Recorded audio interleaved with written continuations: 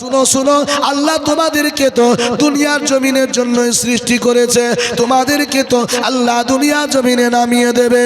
অতএব এই গাছের ফল যদি খেয়ে নাও, আমার আল্লাহ আর তোমাদেরকে দুনিয়ার জমিন থেকে নামাতে পারবে, আসমান জান্নাত থেকে নামাতে পারবে না। আল্লাহ নবী আদম আলাইহিস সালাম চিন্তা করলো অতএব এই গন্ধম ফল খাওয়ার প্রয়োজন, তাই তারা গিয়ে ওই গাছের ফল খেয়ে ফেললো। আমার আল্লাহ তাআলা বলেছিল হাযিহিস শাজারাতা ফাতাকুনা মিনাজ জালিমিন, হে আমার নবী আদম জান্নাতে तमाम নিয়ামত খাবে, तमाम সুখ শান্তি উপভোগ করবে, কিন্তু নবী গে, এই নবী আদম হাযিহিস শাজারা এই গাছের নিকটে যাবে না। অতএব তুমি যখন চলে গেছো জান্নাত থেকে বের করে দেওয়া হলো, যেই দিন বের করা হলো সেই দিন ছিল 10ই মুহররম। এই আপনারা আছেন না? শেষ করে দেব? ঘুমাচ্ছেন কি? তাকবীর দেন, নারে তাকবীর, নারে তাকবীর। আমরা কিন্তু গতকালকের মতো রাত 1:30টা করব না, আপনাদের ঘুম এত বেশি বিলম্ব হারাম করব না, একেবারেই কিছু কথা বলে ছেড়ে দেব ইনশাআল্লাহ। যেহেতু জীবনী ছিল, ওটা শেষ করার বিষয় ছিল, এই জন্য সংক্ষিপ্ত আকারে একটু লং করেছি গতকালকে। প্রিয় ভাইরা, নবী আদম আলাইহিস সালাতু ওয়াস সালামকে যখন আর হাওয়া আলাইহিস সালামকে যখন দুইজনকে দুই জায়গায় নামিয়ে দিলেন, ইতিহাসের মধ্যে পাওয়া যায় আদম আলাইহিস সালাতু ওয়াস সালামকে ভারতের শ্রীলঙ্কায় ফেলে দেওয়া হলো, আর হাওয়া আলাইহিস সালামকে জেদ্দায় ফেলে দেওয়া হলো সৌদি আরবে। উভয়ের মধ্যে একে অপরে মানুষ দুনিয়াতে ওনা ছাড়া কেউ ছিল না, কেবলমাত্র তারা দুইজনই ছিল। মানুষ বলতে দুইজন, আর কেউ নেই। কেউ বলে 350 বছর, আবার কেউ বলে 40 বছর। উভয়ে কান্নাকাটি করছে, একে অপরের খোঁজ করছে। খোঁজ করতে করতে করতে করতে 40টা বছরটা কম সময় নয়, 40 বছর মানে বহু বছর। একটা মানুষ আর একটা মানুষকে খোঁজ করছে 40 বছর বা 350 বছরের মধ্যে উভয়ের সঙ্গে দেখা হলো যেই দিন, সেই দিন ছিল 10ই মুহররম। কয় মুহররম?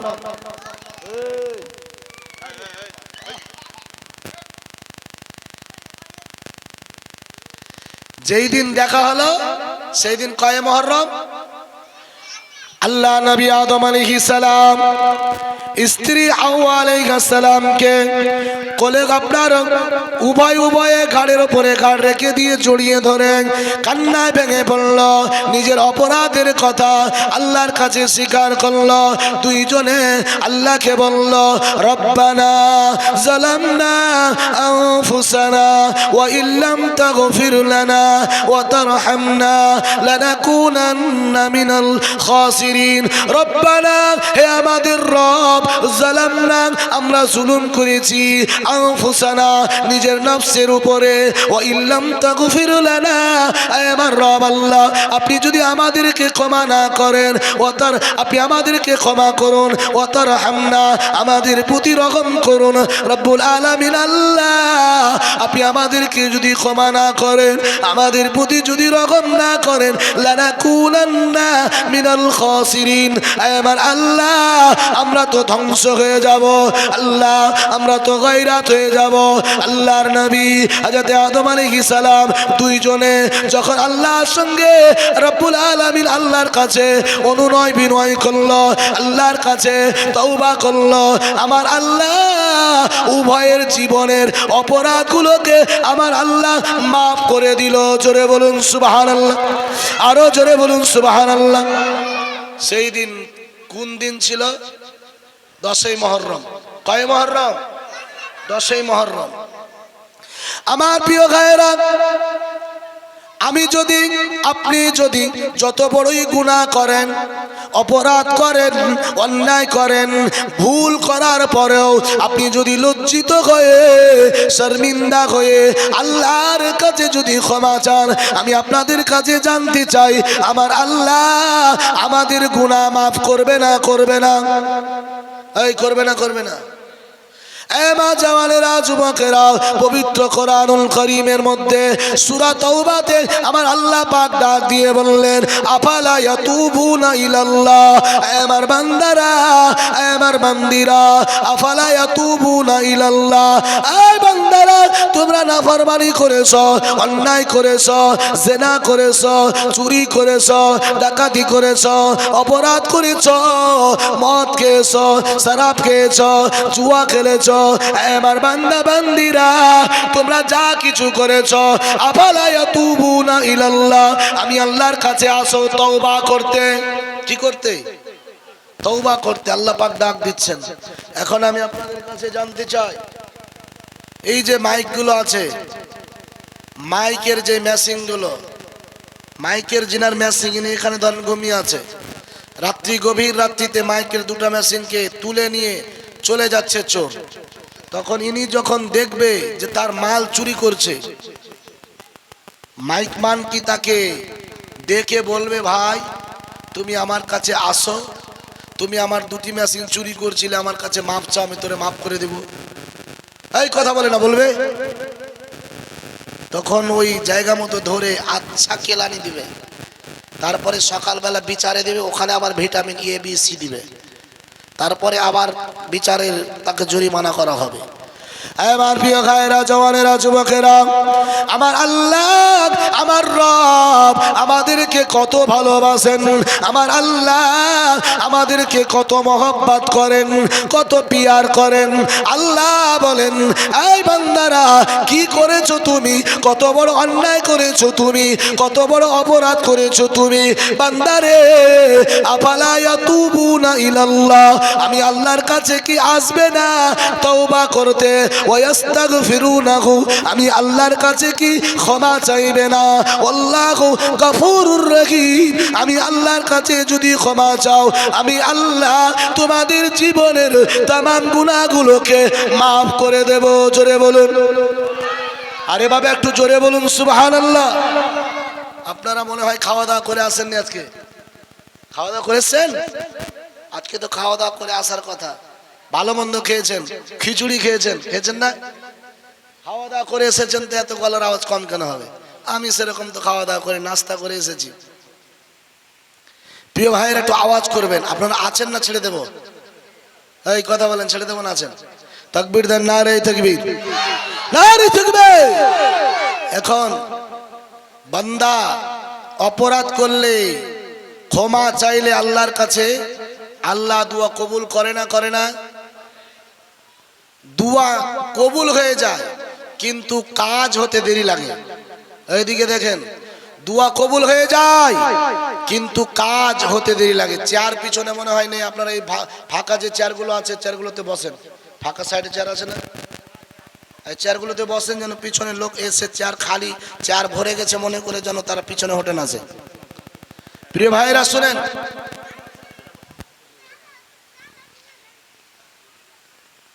রাসূলুল্লাহ সাল্লাল্লাহু আলাইহি সাল্লাম বলেছেন, প্রতিটা মানুষের লজ্জা আছে।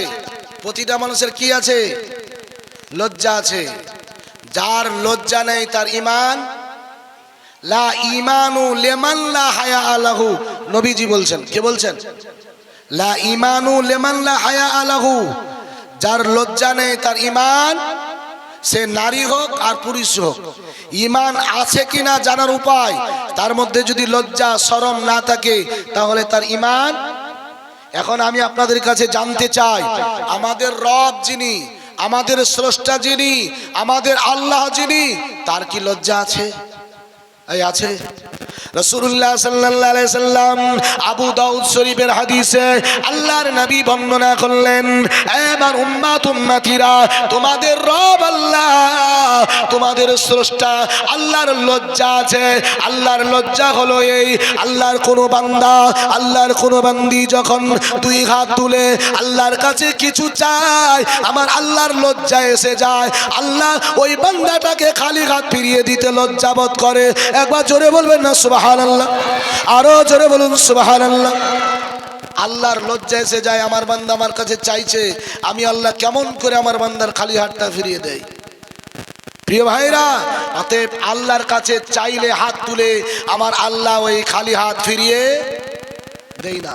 আমার প্রিয় ভাইয়েরা, জওয়ানেরা, যুবকেরা, আমার আল্লাহ পাক পবিত্র কোরআনুল কারীম সূরা বাকারার 45 নম্বর আয়াতে আমার আল্লাহ পাক বললেন, রব্বুল আলামিন আল্লাহ পাক বললেন, মহান আল্লাহ পাক ওই সময় কোরআনুল কারীমের মধ্যে বর্ণনা করলেন, এ আমার উম্মত উম্মতিরা, ইন্নাস সালাত, রব্বুল আলামিন আল্লাহ পাক বলেন, এ আমার উম্মত উম্মতিরা, এ আমার আল্লাহ, এ আমার বান্দা বান্দিরা, তোমরা নামাজের মধ্যে আমি আল্লাহর কাছে সবুর আর ধৈর্যের সঙ্গে সাহায্য চাও।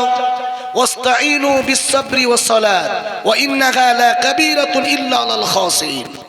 আল্লাহ পাক পবিত্র কোরআনুল কারীম সূরা বাকারার 45 নম্বর আয়াতে আল্লাহ পাক বলছেন, ওয়াস্তাইনু, তোমরা সাহায্য চাও। কি চাও? বিস-সাবরি, ধৈর্যের সাথে। কিসের সাথে? বিস-সালাত। ওয়াস্তাইনু বিস-সাবরি ওয়াস-সালাত, তোমরা সাহায্য চাও ধৈর্যের সাথে নামাজের মধ্যে। ওয়া ইন্নাহা লাকাবীরাতুন, নিশ্চয় নামাজের মধ্যে সবুর আর ধৈর্যের সাথে সাহায্য চাওয়াটা বড়ই কঠিন। কথা বুঝতে পারছেন?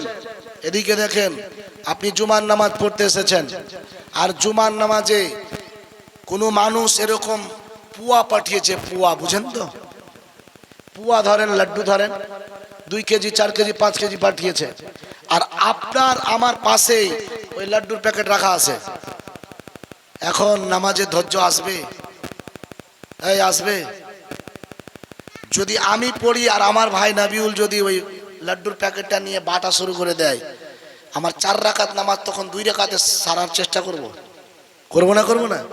যে ব্যাটা মনে মনে ভাবছিলাম আমি বাটবো, এই ব্যাটা নিয়ে নিল। আমাদের এই খাবারের কারণে, সামান্য খাবারের কারণে আমাদের ধৈর্য, এই জন্য আল্লাহ পাক বলছেন, ওয়া ইন্নাহা লাকাবীরাতুন ইল্লা আলাল খাশিঈন, নামাজের মধ্যে সবুর আর ধৈর্যের সাথে সাহায্য চাওয়াটা বড়ই কঠিন। তবে সবার জন্য কঠিন নয়, ইল্লা আলাল খাশিঈন, যারা আল্লাহকে ভয় করে তাদের জন্য মোটো কঠিন নয়। আপনাদের মসজিদের বামে একটা জিনিস লেখা আছে, মসজিদের মধ্যে হাসাহাসি করা লেখা আছে না? আপনারা এমন একটা জায়গা লিখে রেখেছেন, পার্শ্বে যদি কেউ দাঁড়ায় তো একবারও নজর তাহারিমা বেঁধে পড়বেই। পাশে, তার পাশে ধর, যেমন আমি দাঁড়িয়েই তাহারিমা বাঁধার আগে একবার দেখলাম, তারপরে আর একবার নামাজ পড়তে পড়তে আবার মনে পড়ছে কি একবার দেখে নি কি লেখা আছে। এমন একটা জায়গা লিখে রেখেছেন যা নামাজ ভঙ্গের কারণ হয়ে দাঁড়িয়েছে। যদি কোনো কিছু লিখতে প্রয়োজন হয়, আপনার উল্টা ভাববেন না যে মৌলানা সাহেব আবার কালকে যেটা বলেছি যে কি এমন কথা বলবো যেটা উল্টা শুনবেন না, ঠিকটা শুনবেন। এমন একটা জায়গায় লিখবেন যেন পিছনে হয়। সামনে লিখলে আর সামনে আপনার নজর পড়লে ওটা বাংলাতে লেখা আছে, আরবিতেও যদি লেখা থাকে, নামাজের যে বিধান, ওই বিধান ছাড়া যদি অতিরিক্ত কিছু আপনার মুখ থেকে উচ্চারণ হয়ে যায়, নামাজ বাতিল হয়ে যাবে। মনে থাকবে? আপনি ওটা লিখে রেখেছেন কিসে, বাংলাতে না আরবিতে?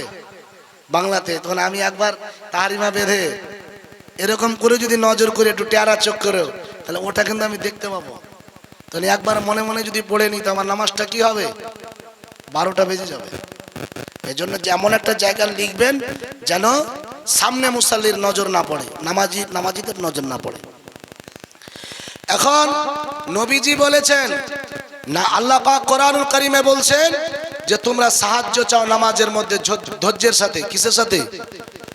এখন নামাজের মধ্যে সাহায্য চাওয়াটা, নামাজে যদি সাহায্য চান আল্লাহর কাছে সবচাইতে বেশি কবুল হবে। এখন আমি আপনাদের কাছে জানতে চাই, নবীজি সাল্লাল্লাহু আলাইহি সাল্লাম আল্লাহর কাছে দোয়া করেছেন, আল্লাহ নবীজির দোয়া ফিরিয়ে পাঠিয়েছেন এমন কোন হাদিস আছে? নবীজি আল্লাহর কাছে কিছু চেয়েছেন আর আল্লাহ বলছেন না আপনাকে দিব না, এরকম বলেছে কি? আমি একটা হাদিস শোনাই।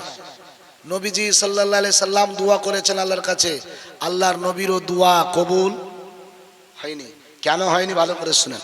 আমার প্রিয় ভাইয়েরা, জওয়ানেরা, যুবকেরা, সুনানে আন-নাসাই, বুখারী, মুসলিম, তিরমিজি, আবু দাউদ, নাসাই, সহিহ সিত্তার 5 নম্বর গ্রন্থ সুনানে আন-নাসাইর 1638 নম্বর হাদিসে হযরতে খাব্বাব ইবনে আরাদ রাদিয়াল্লাহু তাআলা আনহু বলেন, রাসূলুল্লাহ সাল্লাল্লাহু আলাইহি ওয়াসাল্লামের সঙ্গে বদরের যুদ্ধে গিয়েছি।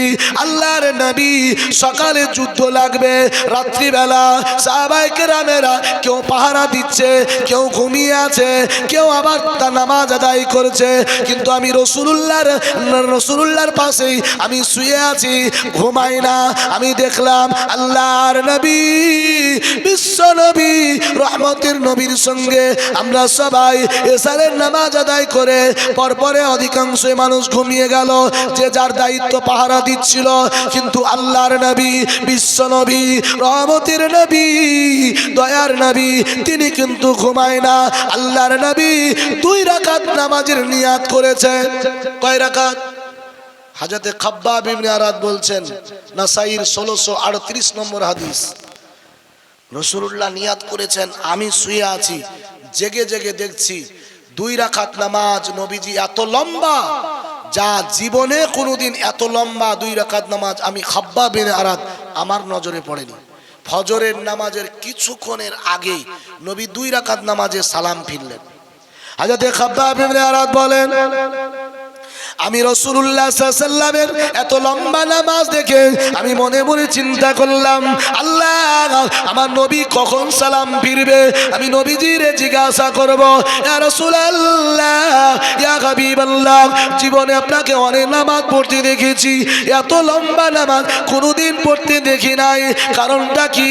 আল্লাহর নবীর সাহাবা হযরতে খাব্বাব ইবনে আরাদ বলেন, এই রকম কথা ভাবছিলাম, নবীজি সাল্লাল্লাহু আলাইহি ওয়াসাল্লাম 2 দিকে সালাম ফিরলেন যখন, আপনার ফজরের নামাজ একেবারে মুহূর্ত ফজরের নামাজের কিছুক্ষণ আগে নবীজি সাল্লাল্লাহু আলাইহি সাল্লামকে আমি খাব্বাব ইবনে আরাদ জিজ্ঞাসা করলাম, ইয়া রাসূলুল্লাহ, ইয়া হাবিবাল্লাহ, হুজুর গো, জীবনে আপনাকে বহু নামাজ পড়তে দেখেছি, কিন্তু এত লম্বা 2 রাকাত নামাজ পড়তে দেখি না।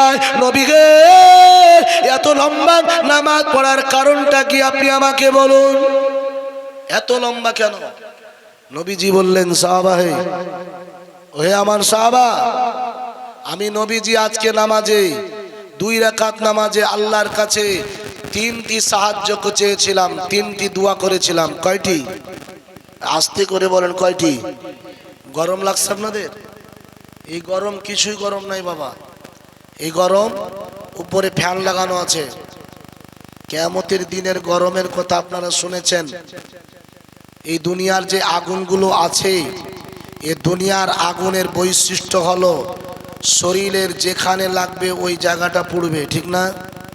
দুনিয়ার যে আগুন, কাঠের আগুন বলেন, কয়লার আগুন বলেন, গ্যাসের আগুন বলেন, ইলেকট্রিক আগুন বলেন, যে জায়গাটা লাগবে সেই জায়গাটাই পুড়ে যাবে। কিন্তু জাহান্নামের আগুনের একটা দরওয়াজা আছে, হোতামা দরওয়াজা। কি দরওয়াজা? হোতামা। ওই হোতামা নামক আগুনটা আল্লাহ পাক বলছেন, নারুল্লাহিল মুকাদাতুল লাতী তাত্তালিউ আলাল আফঈদা। আমি এই হোতামা নামক জাহান্নামের আগুনটা আমি রব আল্লাহ নিজের হাতে করে জ্বালিয়েছি। এই আগুনের বৈশিষ্ট্য হলো পৃথিবীর মানুষের, পৃথিবীর যে কোনো ব্যক্তির শরীরের যেখানে লাগুক না কেন, আগে কলেজাটা পুড়ে ছাই হয়ে যাবে। হাতে লাগলে কলেজা পুড়ে যাবে, পায়ে লাগলে কলেজা পুড়ে যাবে, হাতের আঙ্গুল লাগলে কলেজা পুড়ে যাবে। কি আগুনের তেজ, কি আগুনের মানে যে কি কঠিন মারাত্মক তেজ। অতএব এই গরম মোটেও কিছু না, কিয়ামতের দিনের গরম কঠিন অবস্থা হয়ে যাবে। সেই দিন মানুষের ঘামে মানুষ নিজে হাবুডুবু খাবে, সাঁতার কাটবে।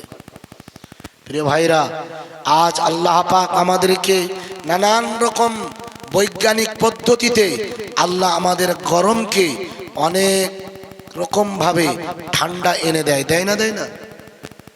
কিয়ামতের দিনের কথা স্মরণ করে, এই গরমটাকে স্মরণ করলে কিয়ামতের কথা মনে পড়ে। রাসূলুল্লাহ সাল্লাল্লাহু আলাইহি সাল্লাম বললেন, খাব্বাব ইবনে আরাদ, আমি রাসূলুল্লাহ, আমি হাবিবুল্লাহ, আজকে নামাজে আমি আল্লাহর কাছে 3টি সাহায্য চেয়েছিলাম, 3টি দোয়া করেছিলাম, আমি আল্লাহর কাছে 3টি আবদার করেছিলাম, কিন্তু আমার আল্লাহ আমি রাসূলুল্লাহ 2টি দোয়া কবুল করেছে, 1টি দোয়া আমি নবীর কবুল করে না। 3টির মধ্যে 2টি কবুল হয়েছে, 1টি কবুল হয় না। এখন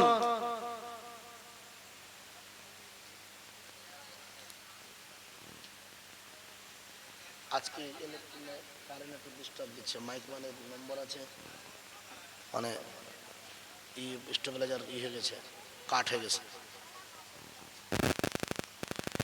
প্রিয় ভাইরা, নবীজি কয়টি দোয়া চেয়েছিলেন? কয় রাকাত নামাজে? কয়টি কবুল হয়েছে? কয়টি হয়নি? কে বলছে? নবী বলছে। কে বলছে? আমি বলি না। হাদিসটা কোন হাদিস বলেছি মনে আছে তো? সুনানে নাসাইয়ের কয় নম্বর হাদিস? 1638। কত নম্বর? লম্বা, বিশাল লম্বা হাদিস, আমি সংক্ষিপ্ত আকারে বলছি। আল্লাহ রাসূল সাল্লাল্লাহু আলাইহি ওয়াসাল্লাম ওই সময়তে হযরত খাব্বাব ইবনে আরাতকে বলেন, ও বাবা খাব্বাব ইবনে আরাত, আমি রাসূলুল্লাহ নামাজে দাঁড়িয়ে প্রথমে আমি আল্লাহকে বলেছিলাম, হে আমার রব আল্লাহ, হে আমার স্রষ্টা আল্লাহ, হে আমার রব আল্লাহ রব্বুল আলামিন আল্লাহ, মুসলমানদের সাথে কাফেরদের যুদ্ধ লাগবে। হে আমার আল্লাহ, মুসলমানের সংখ্যা কম হবে, কাফেরের সংখ্যা বেশি হবে।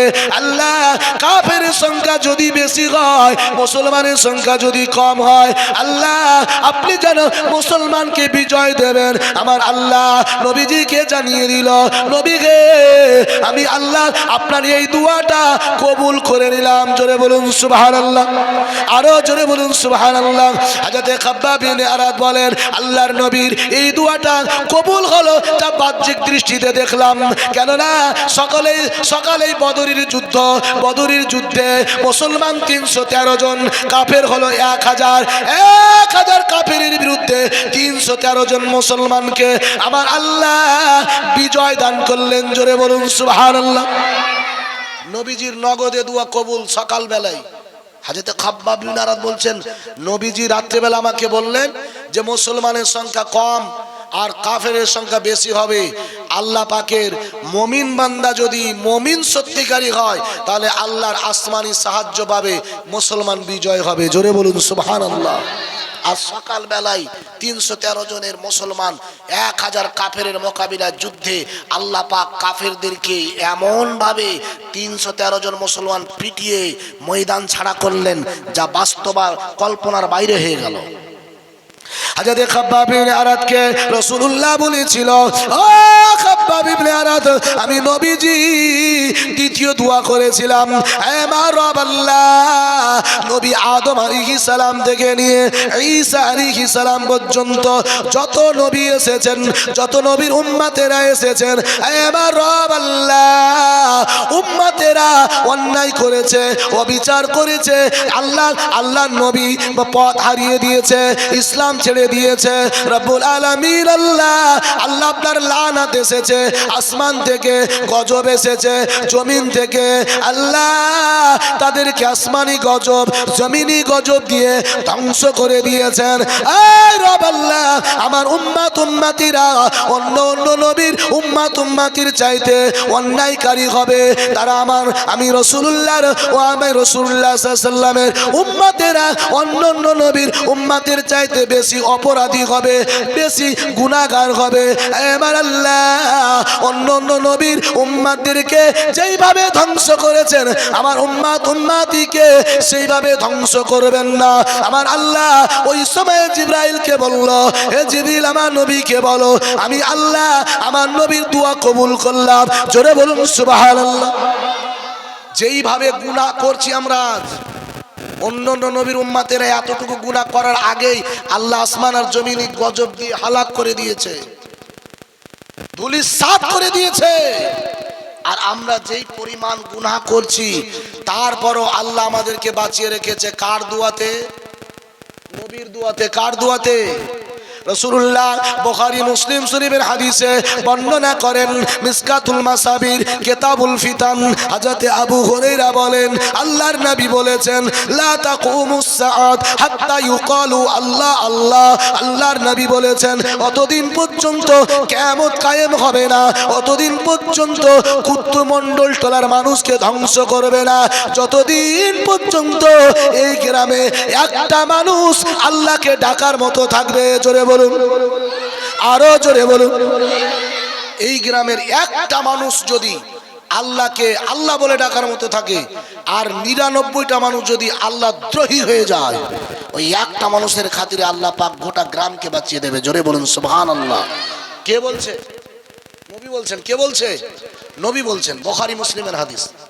আমার প্রিয় ভাইরা, আল্লাহ নবী এবারে হাজরাতে খাব্বাব ইবনে আরাদ কে বললেন, ও বাবা খাব্বাব ইবনে আরাদ, আমি নবী তৃতীয় দোয়া করেছিলাম, হে আমার আল্লাহ, হে আমার রব আল্লাহ, হে আমার আল্লাহ, অন্যান্য নবীর উম্মতের মধ্যে নানান রকমের দল হয়ে গিয়েছিল। নবী আদম, নবী হযরতে মূসা আলাইহিস সালামের উম্মতের মধ্যে ৭৭টা দল হয়েছিল। হে আমার আল্লাহ, হযরত ঈসা আলাইহিস সালামের মধ্যে ৭১টা দল হয়েছিল।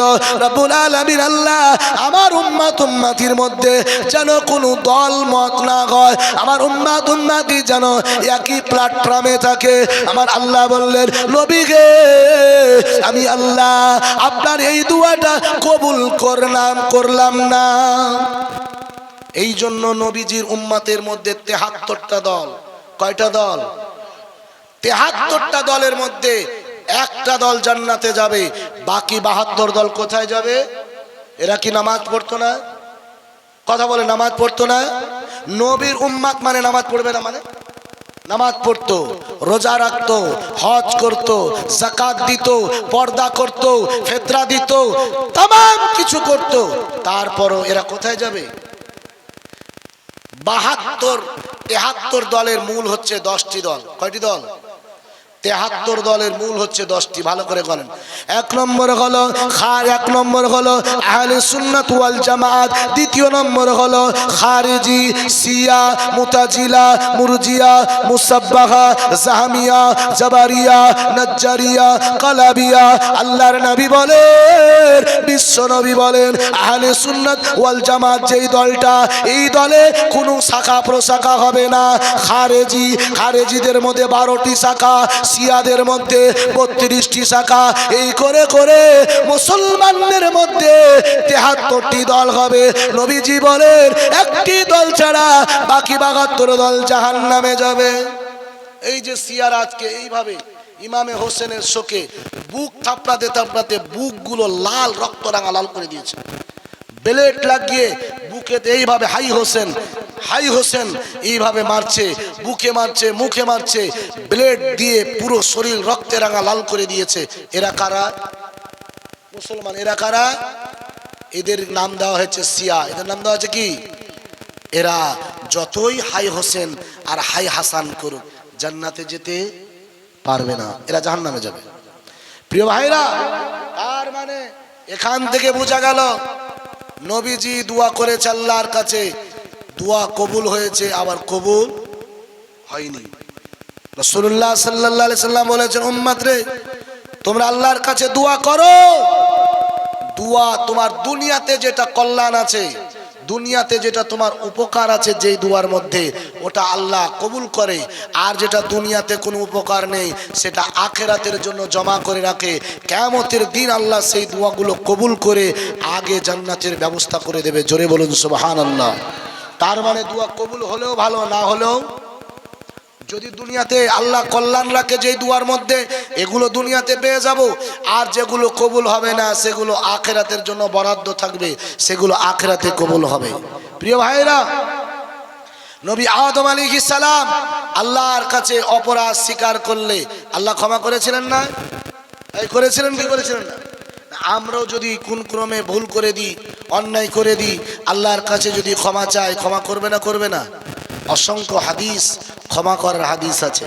আল্লাহ যাকে চাইবে তাকে মিনিটের মধ্যে জান্নাতি করে দেবে, আর মিনিটের মধ্যে আল্লাহ তাকে জাহান্নামী করে দেবে। ছোট্ট একটা ঘটনা হাদিস থেকে শুনুন।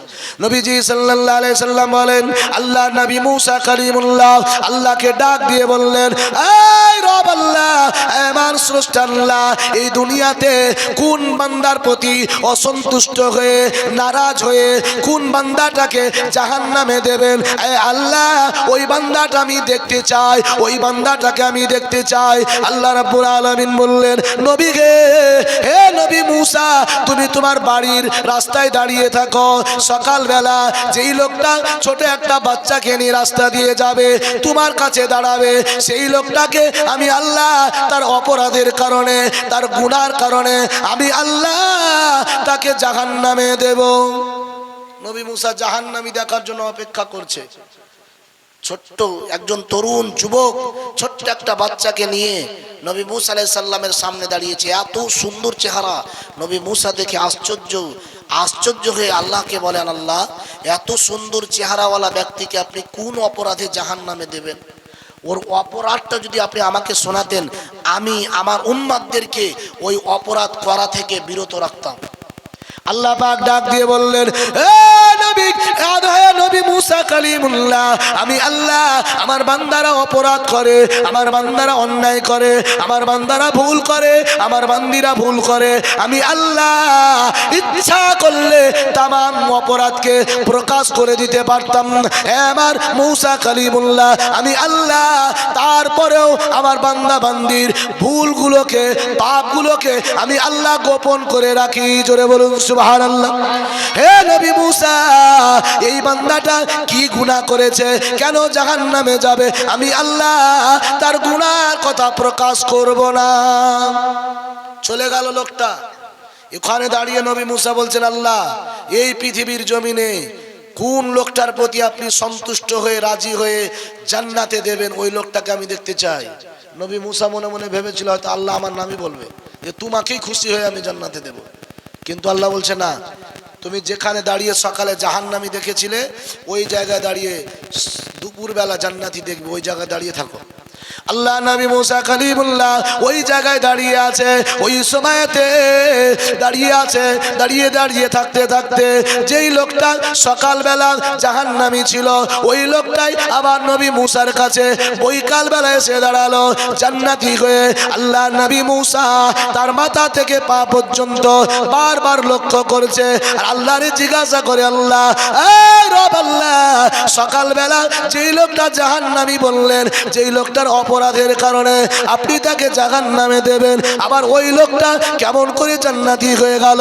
আল্লাহ ডাক দিয়ে বলল, নবী গে, আমার এই বান্দাটা যখন সকালবেলা জাহান্নামীর সুরাত ধরে জাহান্নামী অবস্থানে তিনি যখন জঙ্গলে গিয়েছিল, জঙ্গলে গিয়ে জঙ্গলের মধ্যে প্রবেশ করায় সন্তান ছোট বাচ্চা জিজ্ঞাসা করলো বাপকে, আমার পিতা এই গভীর জঙ্গলের চাইতে কিছু কি বড় আছে? এই যে গভীর জঙ্গল, এই জঙ্গলের চাইতে কি আর কিছু বড় আছে? নবী হযরতে মুসা আলাইহিস সালামকে আল্লাহ বলছেন, আল্লাহর ওই বান্দাটা সন্তানকে জবাব দিল, বেটারে এই জঙ্গলের চাইতে বড় আছে পাহাড়। বেটা জিজ্ঞাসা করলো, আব্বা পাহাড়ের চাইতে কিছু বড় আছে? তখন বাপ বলল, বেটারে পাহাড়ের চাইতে বড় আছে আসমান, আসমানের চাইতে কিছু বড় আছে? তখন বলা হলো, আসমানের চাইতে বড় আছে আমার আল্লাহ পাকের আরশে আজিম। ওই সময়তে ছোট বাচ্চা জিজ্ঞাসা করলো পিতাকে, আমার আব্বা আল্লাহর আরশে আজিমের চাইতে কি আর কিছু বড় আছে? ওই সময়তে ওই লোকটা বলেছিল, আমার কলেজার টুকরা সন্তান, আল্লাহর আরশে আজিমের চাইতে আমার অপরাধ বড় আছে, আমার গুনাহ বড় আছে, আমার পাপ বড় আছে। এমন সময়তে বেটা জিজ্ঞাসা করেছিল বাপকে, আমার আব্বা আপনার অপরাধের চাইতে, আপনার গুনার চাইতে কি আর কিছু বড় আছে? ওই সময় বাপ বলেছিল, বেটারে আমার গুনার চাইতে, আমার অপরাধের চাইতে আল্লাহর রহমত বড় আছে, আল্লাহর দয়া বড় আছে। এ নবী মুসা যখন আমার বান্দা আমি আল্লাহর রহমতের বড় কথা বলল, তার গুনাহ চাইতে আমি আল্লাহর দয়ার বড় কথা বলল, তখন আমি আল্লাহ আমার দয়া দিয়ে তার জীবনের গুনাহগুলোকে মাফ করে দিলাম। জোরে বলুন সুবহানাল্লাহ, আরো জোরে বলুন সুবহানাল্লাহ। এই কুতুমণ্ডল টোলার মানুষেরা, আমার আল্লাহ এমন একজন স্রষ্টা, এমন একজন রব, আপনি গুনাহ করতে করতে আপনার গুনার একটা লিমিট আছে। আমার রব আল্লাহর কোন রহমতের লিমিট নেই। জোরে বলুন সুবহানাল্লাহ। গুনাহ করতে করতে আপনার একটা লিমিট আছে, আর আল্লাহর ক্ষমা, দয়া, রহমতের কোন লিমিট, আনলিমিটেড রহমত নিয়ে বসে আছে। অতএব এই আনলিমিটেড রহমতের কাছে দোয়া যদি আপনি চান, আমার আল্লাহ খালি হাতে ফিরিয়ে দেবে না। প্রিয় ভাইরা, আল্লাহ যাকে সকালে জাহান্নামী বললেন, সন্ধ্যাবেলা আল্লাহ তাকে জান্নাতি করে দিলেন।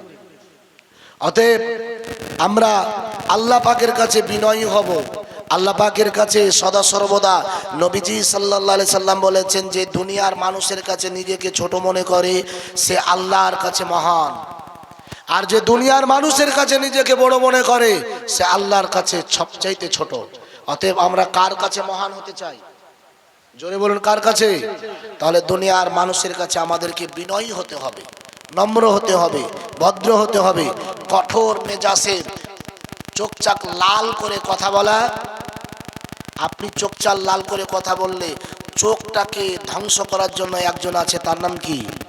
আল্লাহ। প্রিয় ভাইরা, ফেরাউনের নাম শুনেছেন? শুনেছেন না শুনেননি? মনে হয় শুনেননি। ফেরাউনের নাম শুনেছেন? বাড়ি কোথায় ফেরাউনের? মিশর। কোথায়? ফেরাউন আছে এখন? আছে। ফেরাউন আছে না নেই? আছে। তবে ওই অবস্থা আছে যে অবস্থা তার কথা বলার ক্ষমতা নেই। মানুষ মরে গেলে কথা বলতে কোনো কিছু করতে পারে না।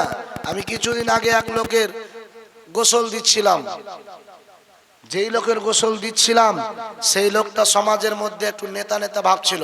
কি ভাবছিল? নেতা মানে বুঝতে পারছেন তো এখনকার নেতা কিরকম? একটু 2-4-5 টাকা যদি হয়ে যায়, সে টাকা সে হালাল হোক আর হারাম হোক, সে যে টাকা হোক, টাকা হয়ে গেলে সমাজের কি হয়ে যায়? কথা বলেন, সমাজের কি হয়ে যায়? ছোট্ট করে একটা ঘটনা বলি। ঘটনাটা হলো এই বাস্তব ঘটনা, আমার এলাকার কথা। তার শুরু ব্যবসায়ী ছিল সুদের কারবার।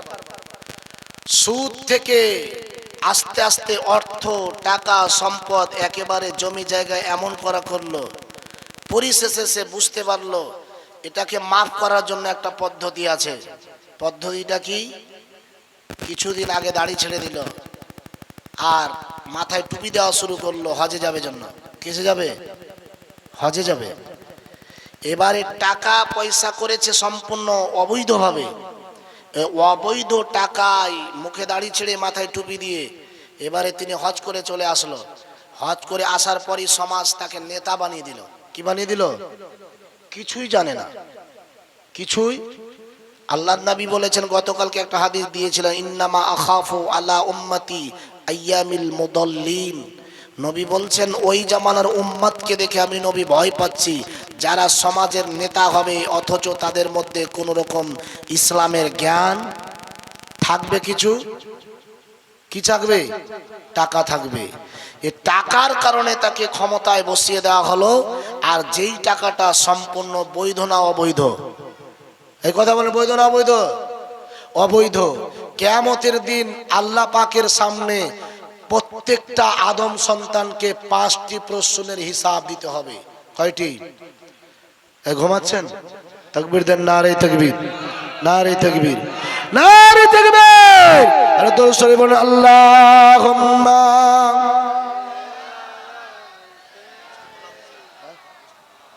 মাশাআল্লাহ।